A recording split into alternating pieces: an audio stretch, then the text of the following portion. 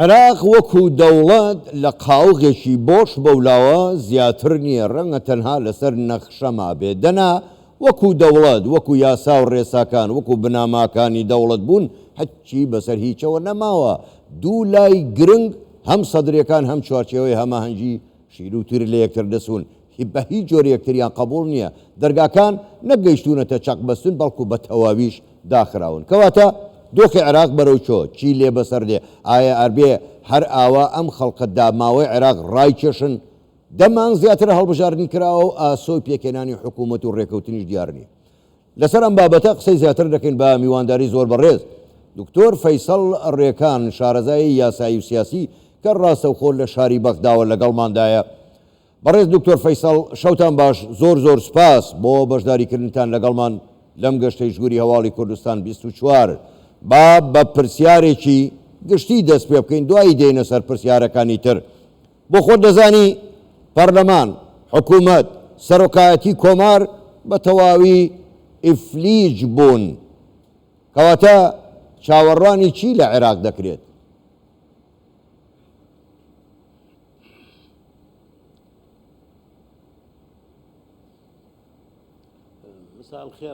سڵاو لە ئێوە و لە بینەرانی کەناڵە بەڕێزەکەتان، سڵاو هەروەها شەوی تەواوی خەڵکی هەولێر باش.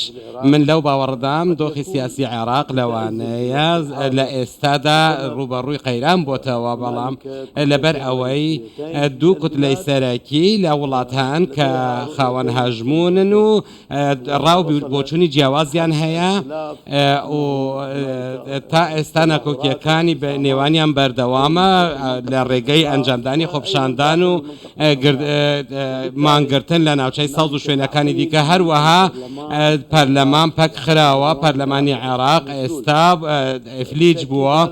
بە دڵنیاییەوە ئەم لەو کاتەوەی خۆپشاندانەکان دەستی پێ کردووە، پەرلەمانیش پەکی کەوتووە تووشی فلیج بووە. ئەویش هەروەها بە هۆکارەکەی ئەوەش بۆ هەڵبژاردننی سەرۆک کۆمار و سەرۆک باش وەزیران دەگەڕێتەوە. پێویست بوو لە ماوەی ماوەیەکدا سەرۆک کۆمار هەڵبژێردرابایە بۆ ئەوەی ئەویش سەرۆک وەزیرانێکی هەڵبژاردبە، بەڵام ئێستا هیچ شتێک نییە بە ناوی سەیەکی پەکخەر کە پێش ناو دەبرا. زۆر باشە. بەڕێز دکتۆر فەیسەڵ، زۆر چاکە. بەڕێز دکتۆر فەیسەڵ، با واز لە ڕێکاری دەستوری ئەوانە بێنە سەر بابەتێکی تر. یعنی جگە لە چەقبەستنی سیاسی، ئێستا سیاسەتمەدارانی عێراق بە ئاشکرا لە ڕێگەی دەستگای ڕاگەیاندنەکانەوە یەکتر تۆمەتبار دەکەن و هەڕەشەی هەڵدانەوەی دۆسیەی گەندەڵی لە یەکتر دەکەن. بەڕای ئێوە سەرانی عێراق و ئەوانەی کار بەدەستن لە بەغدا ئەوەندە گەندەڵن؟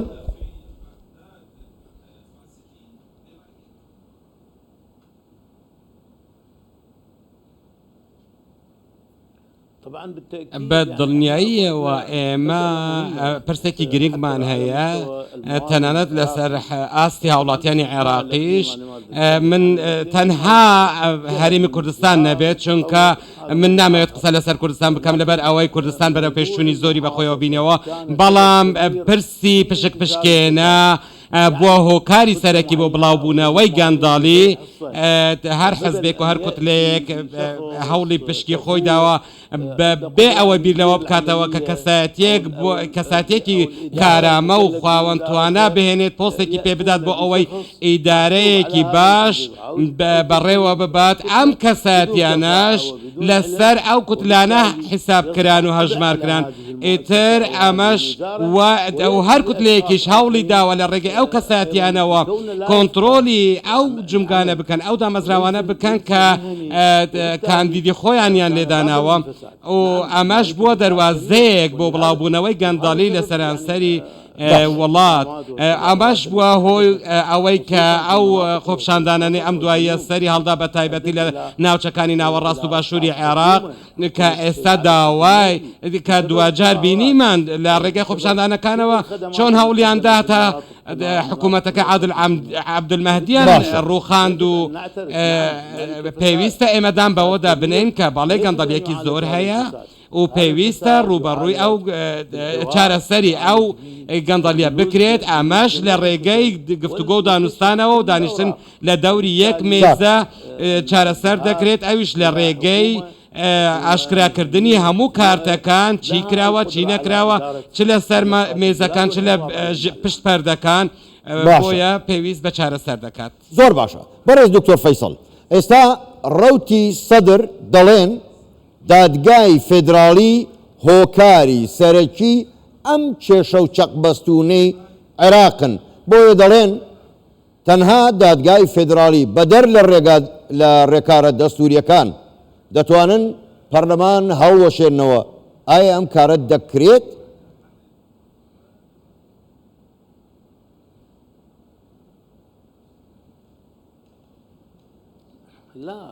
نەخێر ئێمە ئەگەر ئێمە پەنامان برد بۆ شرۆڤەکردنی هەردوو مادەکانی 93 لە دەستوری عێراقی ئەوە ئەرکی دادگای فێدراڵ لە ئەوەدا کە مادەی 93دا هیچ بە هیچ شێوەیەک باسی ئەوە نەکراوە کە توانای هەڵوەشانەوەی پەرلەمانی هەیە دادگام تەنها ئاماژەی بەوەداوە کە بە دوو ڕێگەیان ئەوەتە پێویستە یەک لە سەرسەی پەرلەمانتاران پرۆژێک پێشکەش بکەن و زۆرینەی پەرلەمانتارانیش دەنگی پێ بدەن دواتر ڕێگەی دووەم چییە ئەوەتە پێویستە لەسەر داواکاری سەرۆکی ئەنجومەنی وەزیران بە ڕەزامەندی سەرۆک کۆمار ئەو کارە دەکرێت تەنانەت ئێستا هەر کاتێک ئێستا دادگای ئیتحادی نییە لە مادەی 195 دەڵێت ئەگەر کەساتی پەیوەست بە ئەرکی خۆی شکستی هێنا ئەو کات بڕیارەکە دەگەڕێتەوە بۆ دادگای فێدراڵ بۆ ئەوەی پشتیوانی لە سەرۆک کۆمار بکات. زۆر باشە بەڕێز دکتۆر فەیسەڵ دواپرسیار ئەگەر بە کورتیش وەڵام دەیتەوە من سوپاسی دەکەم کاتم زۆر کەم ماوە با بێمە سەر هەردوو لایەنی سەدری و چوارچێوەی هەماهەنگی ئەگەر هەر لایەک لەم دوانە پاشەکشە لە بڕیارەکانی خۆیان بکەن بڕای ئێوە کۆتایی و مەرجی سیاسی خۆیان ڕاناگەێنن؟